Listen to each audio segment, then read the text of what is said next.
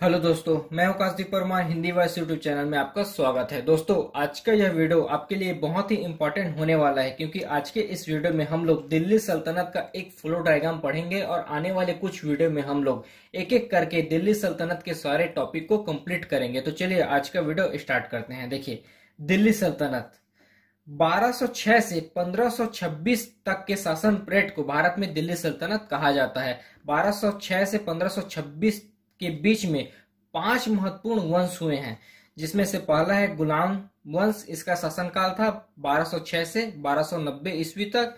फिर दूसरा है खिलजी वंश। इसका शासनकाल था 1290 से 1320 ईस्वी तक। फिर तीसरा है तुगलक वंश। इसका शासनकाल था 1320 से 1414 तक। फिर चौथा है सैयद वंश। इसका शासनकाल था 1414 से 1451 ईस्वी तक। और पांचवा और अंतिम वंश है लोधी वंश। इसका शासनकाल था 1451 से 1526 वंश। तो इन 5 वंश का शासनकाल 1206 से 1526 के बीच में था और इन्हीं 5 वंशों को दिल्ली सल्तनत कहा जाता है। इसमें हमारा पहला देखते हैं, पहला सल्तनत है गुलाम वंश। देखिए, गुलाम वंश का शासनकाल था 1206 से 1290 ईस्वी तक। गुलाम वंश के संस्थापक माने जाते हैं कुतुबुद्दीन ऐबक और इसका शासन लाहौर से हुआ। इनकी राजधानी लाहौर थी। देखिए, गुलाम वंश में भी हम लोग 3 पार्ट में पढ़ेंगे गुलाम वंश को। देखिए, 1206 से 1290 तक में 3 वंश हुए हैं। गुलाम वंश में 3 महत्वपूर्ण वंश हुए हैं 1206 से 1290 तक के पीरियड में। इसमें से पहला है कुतुम्बी वंश, दूसरा है शमसी वंश और तीसरा है बलबनी वंश। 1206 से 1290 के बीच में गुलाम वंश में हम लोग 3 वंश के बारे में पढ़ेंगे। तीनों गुलाम वंश ही हैं। इनमें 3 वंश हुए हैं, कुतुम्बी वंश, शमसी वंश और बलबनी वंश। या फिर ये भी कहा जा सकता है कि 1206 से 1290 तक के पीरियड को गुलाम वंश कहा जाता है। और इन गुलाम वंश में 3 महत्वपूर्ण वंश हुए हैं, कुतुम्बी वंश, शमसी वंश, बलबनी वंश। देखिए, कुतुम्बी वंश, इसके शासक हुए हैं कुतुबुद्दीन ऐबक और आराम शाह।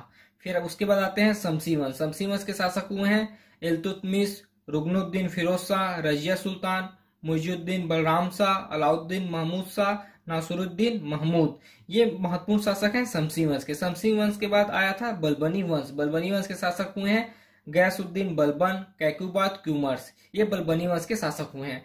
बलबनी वंश के बाद भारत में स्टार्ट होता है खिलजी वंश। खिलजी वंश का शासनकाल था 1290 से 1320 ईस्वी तक। इसके महत्वपूर्ण शासक हुए हैं जलाउद्दीन खिलजी, अलाउद्दीन खिलजी, शहाबुद्दीन उमर, कुतुबुद्दीन मुबारक, नासिरुद्दीन खुसरो। ये खिलजी वंश के शासक हैं। उसके बाद खिलजी वंश के बाद भारत में आया था तुगलक वंश।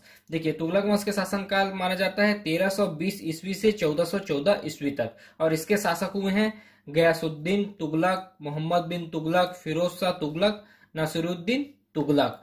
फिर तुगलक वंश के बाद भारत में आया था सैयद वंश। देखिए, सैयद वंश का शासनकाल था 1414 से 1451 ईस्वी तक और इसके शासक हुए हैं खिज्र खां, सैयद मुबारक शाह, अलाउद्दीन, आराम शाह। उसके बाद सैयद वंश के बाद भारत में आया था लोधी वंश।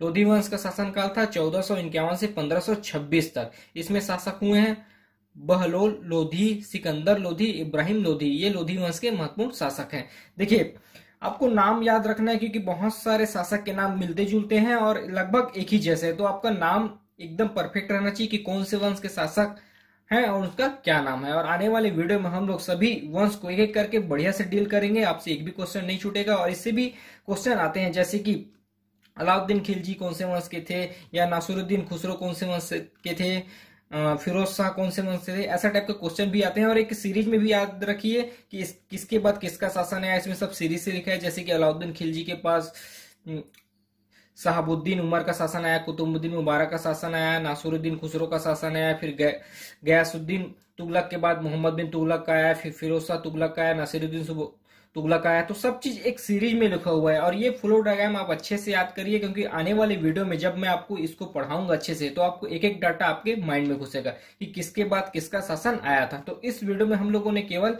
दिल्ली सल्तनत का एक फ्लो डायग्राम देखा कि किसके बाद कौन से शासक आए थे और कौन कौन से वंश दिल्ली सल्तनत के अंतर्गत हुए हैं।